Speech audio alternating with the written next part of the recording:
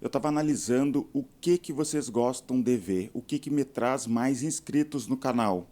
E percebi que os vídeos aqui que mais fazem sucesso são os vídeos que eu conto histórias sobre a minha empresa aqui. Então resolvi criar esse vídeo aqui. O título é Como Cresci Minha Empresa do Zero, com Vendedores e Muitos Erros. Não sei se é esse título que eu vou colocar lá na thumb, mas foi esse que eu pensei enquanto estava escrevendo o roteiro do vídeo. Então eu quero contar sobre o início do e-gestor, sobre contratação de vendedores, e eu percebo que tem muita gente que tem interesse nisso, ao mesmo tempo que tem gente que foge muito disso, né? Seguidores aqui fogem muito da ideia de contratar vendedor, porque eles imaginam uma empresa minúscula, ganhando muito dinheiro, mas minúscula, né? Só ele trabalhando. Mas mesmo que tu seja esse tipo de pessoa que tu não te imagina no futuro tendo uma equipe de vendas, eu recomendo que tu ouça o que eu tenho aqui para te falar, porque pode ser que no futuro tu mude de ideia. Então, e pode ser que tu mude de ideia e eu não quero que tu cometa os mesmos erros que eu cometi aqui. Eu também, no início, imaginava minha empresa ganhando muito dinheiro, mas com uma equipe de, sei lá, 10 pessoas faturando milhões por mês. Era o meu sonho. Com o tempo eu percebi que não ia dar certo do jeito que eu estava querendo. Quem sabe hoje em dia, com o IA, né, as coisas mudam, mas na época não era possível. Inclusive eu fiz um vídeo falando sobre como seria possível uma empresa bilionária de uma pessoa só. Imaginei como que seria e fiz um vídeo sobre isso. Dá uma olhada aqui nos outros vídeos se tu quiser assistir esse vídeo que eu penso a respeito disso. Mas deixa eu te contar sobre o início da minha empresa. O e-gestor, que é o meu software, começou em 2009. Essa versão, pelo menos, né, começou em 2009. A gente chegou a testar ele em 2006, não deu muita atenção, mas eu não quero entrar a fundo nisso, não quero contar de novo essa história, porque eu já contei.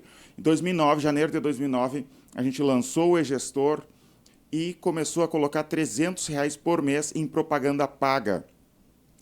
E era isso. Era o dinheiro que a gente tinha, era o que dava para fazer, e deu certo. Com R$ 300 por mês, na época, 2009, começou a dar certo. Não explodiu em vendas, mas aparecia comprador do e-gestor. Então a gente foi crescendo devagarzinho. Como que a gente fazia?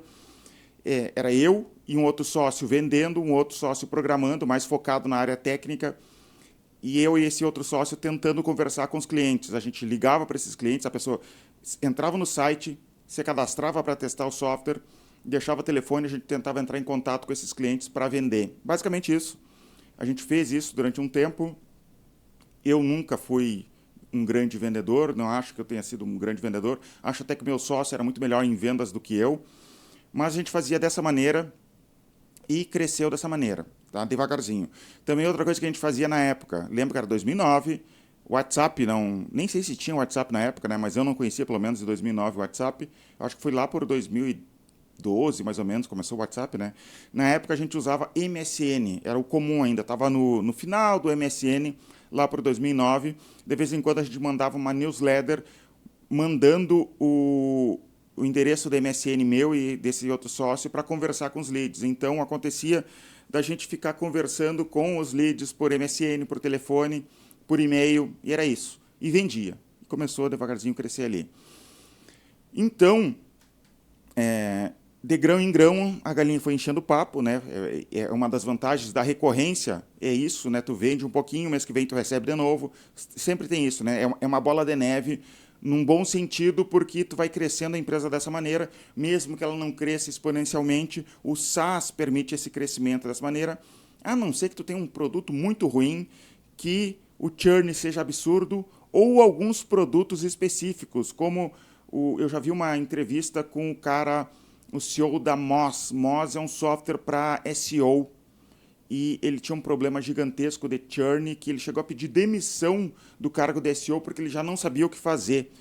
Porque as pessoas entravam no software deles, colocavam algumas informações, ele dava um relatório gigantesco que tu tinha trabalho para uns 6 meses para melhorar teu site e depois as pessoas cancelavam, né? Mas, no geral, SaaS tem essa recorrência. Mas vamos adiante aqui. Não quero enrolar muito, não quero que o vídeo fique muito comprido. Eu não queria mais eu ficar ligando, eu ficar vendendo, eu achava que tinha desperdício ali no meu trabalho, porque eu tinha que ligar para muita gente, eu queria testar outras coisas, eu não queria ficar só no processo de venda, eu queria tentar indicação, revenda, outras coisas. Então a gente precisava contratar novos vendedores, e a ideia de contratar novos vendedores me veio a partir de quando eu li um livro da Salesforce. Salesforce é uma das maiores empresas de SaaS do mundo. Isso foi lá para 2010, eu li esse livro e eu lembro que tinha muita coisa interessante no livro, mas muito fora da minha realidade. No livro tinha que os fundadores da Salesforce, eles eram ex-executivos, a sua grande maioria ali, ex-executivos da Oracle, e eles juntaram, entre eles ali, 100 milhões de dólares e fundaram a Salesforce. Então era absurdamente fora da minha realidade no Brasil, sem dinheiro nenhum. Então não tinha muita coisa que eu me identificasse com esse livro, mas eu achei uma coisa ali que me fez pensar. O autor do livro, ele falou o seguinte: a gente começou a crescer quando a gente começou a contratar mais vendedores. A frase dele era mais ou menos a seguinte: quanto mais vendedores eu contratei, mais a gente cresceu. E eu fiquei com isso, com essa ideia na cabeça e comecei a contratar mais vendedores, né? Então, foi aí que começou. Como que eu fiz para contratar vendedores? Eu não tinha conhecimento nenhum, eu não sabia sobre método de venda, sobre processo de venda, sobre como fazer para organizar uma equipe de vendedores. Eu só contratei. E, já me adiantando, essa ideia que eles têm de contratar mais vendedores para crescer funcionou para eles porque eles também entendiam de processo de vendas, né? Eu não entendia absolutamente nada, eu só contratei vendedor. Eu pegava, contratava qualquer pessoa que tinha o mínimo de talento em falar, não sabia se sabia vender, mas na entrevista de emprego ali, a pessoa falou mais ou menos bem: toma aqui um computador, tá aqui alguns leads, tá aqui o telefone, liga, te vira. Era assim que a gente fazia. Se o cara vendia, ele ficava; se ele não vendia, depois de um tempo a gente demitia. Era isso daí, só isso. Assim que eu organizei a equipe de vendas. Contratei, sei lá, umas 3 pessoas de saída e só, né? E tinha uma série de problemas que eu percebo hoje que era muita ineficiência para uma empresa só. Mesmo assim, estava dando certo, tá? Tinha venda, estava funcionando. Eu acho que foi muita sorte, porque o lead era muito barato na época, né? Então as pessoas não investiam em propaganda paga como investem hoje. Então o lead era muito barato em comparação a hoje. Então isso nos ajudou muito. Como que eu fazia?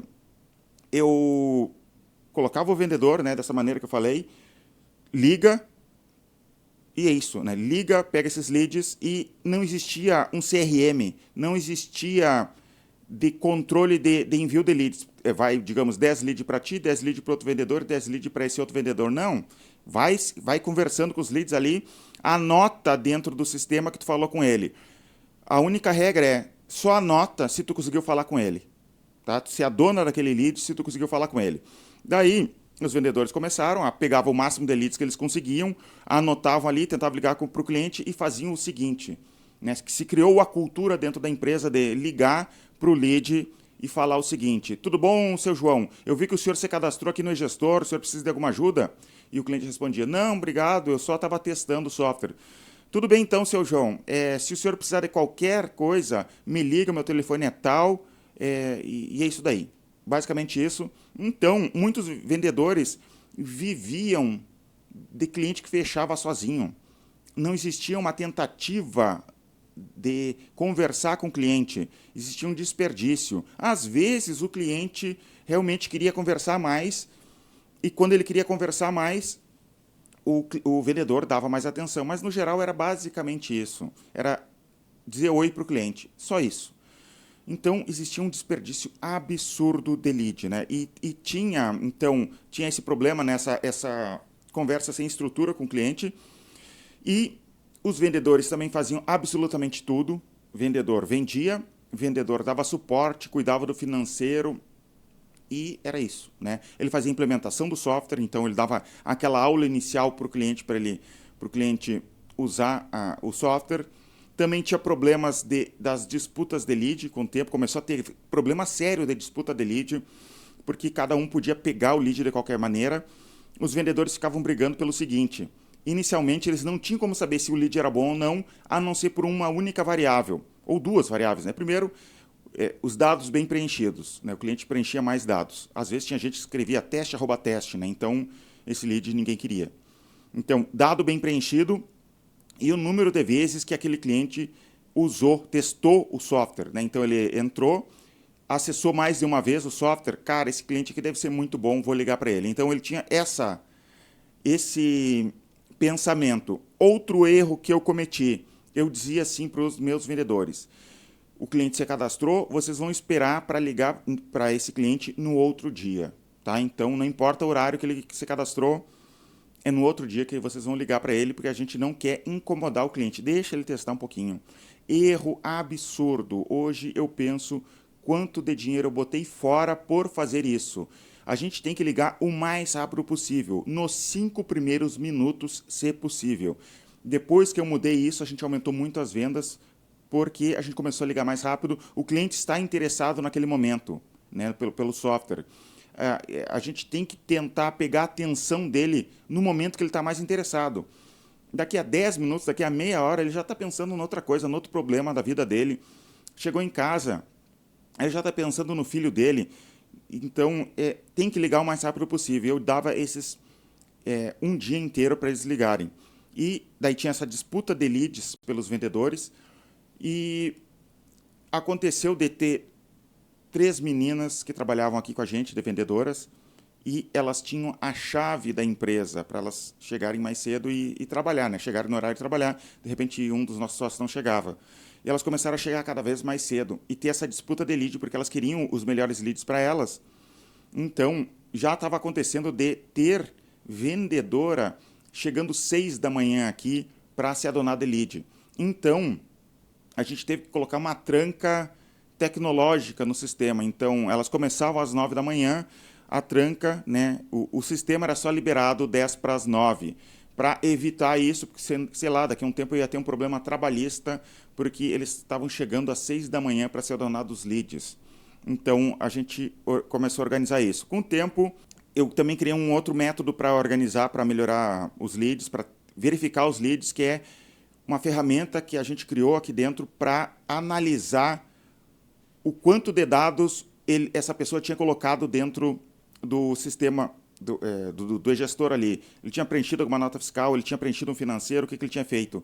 Isso dava uma nota, e essa nota ajudava os nossos vendedores a saber qual era um lead melhor ou não.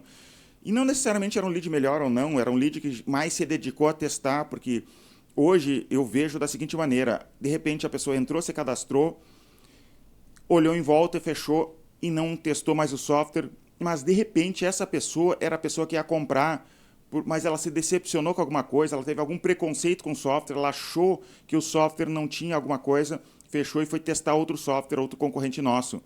Hoje a gente não dá tanta atenção para isso, a gente liga, conversa com o cliente, tenta entender o problema do cliente, a partir dali a gente vai tentar fechar a venda com ele. E foi assim que a gente organizou a venda do software, né? Mas a gente criou essa solução ali para saber se um lead era melhor ou não. Inclusive eu fiz testes na época para saber qual era o melhor vendedor, como que se comportava um vendedor. Como que eu fiz? Quando a gente começou a usar CRM, porque a gente viu um desperdício absurdo de leads, eu comecei a usar CRM, né? A gente assinou um CRM. Eu fiz o seguinte teste: comecei a mandar os melhores leads para os melhores vendedores, os piores leads para os piores vendedores, e ver como que eles se saíam. Depois eu inverti, no outro mês eu inverti os melhores leads para os piores vendedores e os piores leads para os melhores vendedores. E eu descobri com o tempo que vendedor bom vende, vendedor ruim não vende, né? Não importava a qualidade do lead. Era assim que eu percebi isso, né? Que, então não dá para deixar muito tempo. Vendedor ruim não dá para deixar muito tempo ali. Mas eu estou me perdendo aqui, né? Tem outra, falando sobre o CRM. O CRM a gente instalou, começou a usar porque tinha muito desperdício de lead, né? Como aquilo que eu falei anteriormente, eles não davam atenção de verdade. Então a gente colocava cada vez mais dinheiro em propaganda paga e nunca tinha lead suficiente. Tinha vendedor reclamando que estava faltando lead. E a gente já chegou lá em 2014, a gente estava colocando mais de 100 mil, mais não, 100 mil reais por mês em propaganda paga na época. E os vendedores reclamando que faltava lead. Só que tinha muito desperdício. E o CRM nos ajudou a evitar o desperdício, porque a partir daquele momento, todo lead descartado tinha que ter um motivo. E a gente começou a cuidar o motivo de descarte dos leads, né? Então, isso nos ajudou. Só instalar um CRM ali e ter esse cuidado já ajudou a gente a ter um pouquinho de melhora nas vendas. Com o tempo, a gente buscou consultorias de vendas, aprendeu muito sobre processos de venda, instalou um LRM dentro da empresa. Um LRM, ele é um software para pré-vendedor, que é tipo um CRM para pré-vendedor. Com isso, a gente estruturou a equipe de vendas aqui para ter pré-vendedor e vendedor. Isso nos ajudou porque o vendedor tem que vender e tem que ter a parte de prospecção, de conversar com o cliente, ver se ele se encaixa no perfil específico. Isso começou a partir do pré-vendedor. Então, o vendedor que sabe mais sobre o software, sabe detalhes mais a fundo do software, são poucos. E esses pré-vendedores que consegue treinar muito mais rápido, ele não precisa saber tanto assim sobre o software, e a gente organizou dessa maneira e deu muito certo. A gente conseguiu expandir as vendas a partir disso. Então, a gente começou a ter menos desperdício de leads, a priorizar os vendedores para fazer, a equipe para fazer como uma linha de produção, cada pessoa faz determinada coisa. Eu esqueci de falar, mas também lembro que o vendedor fazia de tudo, também teve uma equipe de suporte para dar atenção para os clientes, depois, com o tempo, uma equipe de implementação de software para dar atenção só para a implementação de software, foi especializando o vendedor para fazer exatamente o que ele deve fazer, que é vender, e foi organizando, assim, a empresa para a empresa realmente crescer, né? A partir da implementação de software, a partir desse uso de LRM. No LRM, o vendedor vai dar uma nota para aquele lead para ver se ele está quente, frio ou morno, né? Então, dá uma informação pro pré-vendedor para saber se ele está fazendo um bom trabalho ou não.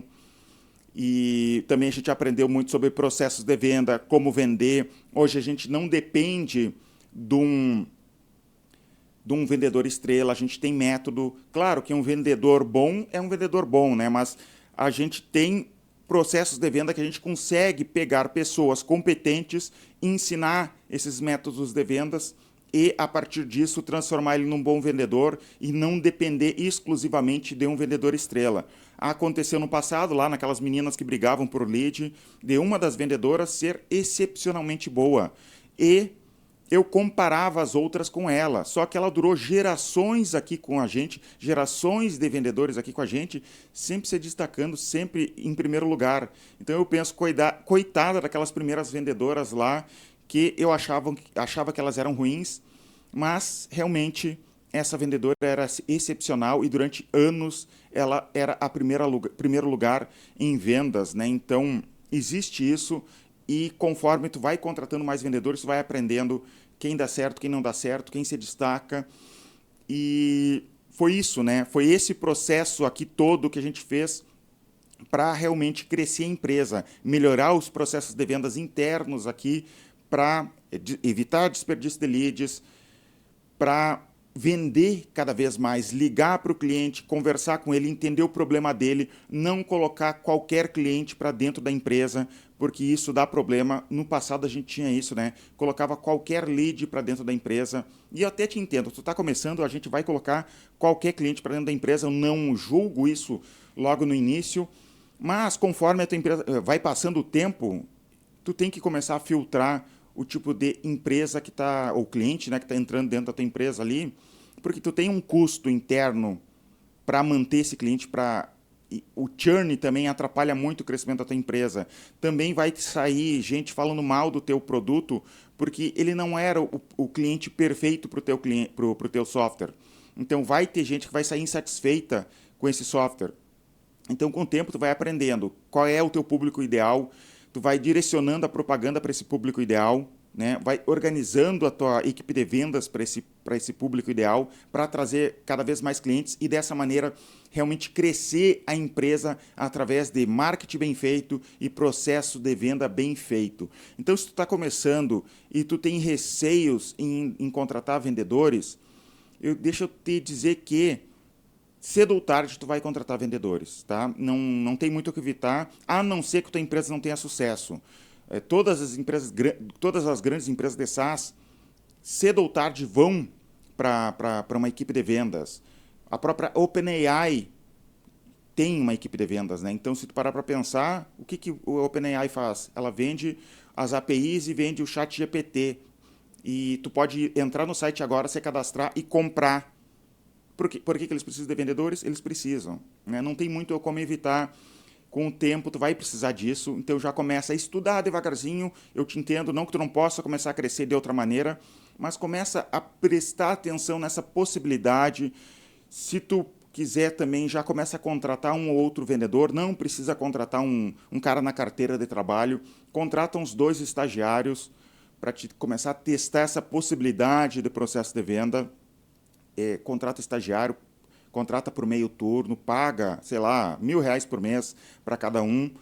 Se a pessoa ser destacada, aí sim tu contrata na carteira de trabalho, mas é bom tu começar a pensar nessa possibilidade, organizar a tua empresa para, aos poucos, ter uma equipe de vendas. Isso realmente nos ajudou a crescer, ter uma equipe de vendas. E é um processo difícil, contratação é difícil, mas vale muito a pena.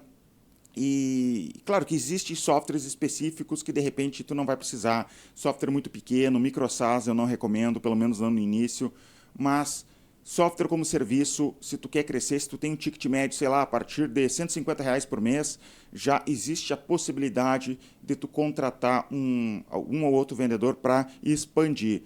Tu como administrador dessa empresa que tu tem ou que tu vai montar, o teu trabalho é pensar no todo e não necessariamente ficar no processo de venda. Isso vai te tomar muito tempo e vai, de repente, trancar o crescimento da tua empresa. E se tu quer aprender mais sobre como fazer processo de venda, se tu quiser aprender o processo de vendas, se tu quiser aprender a contratar vendedores, deixa eu te falar sobre a plataforma Vivendo de SaaS. Tem aula lá dentro sobre como contratar vendedores.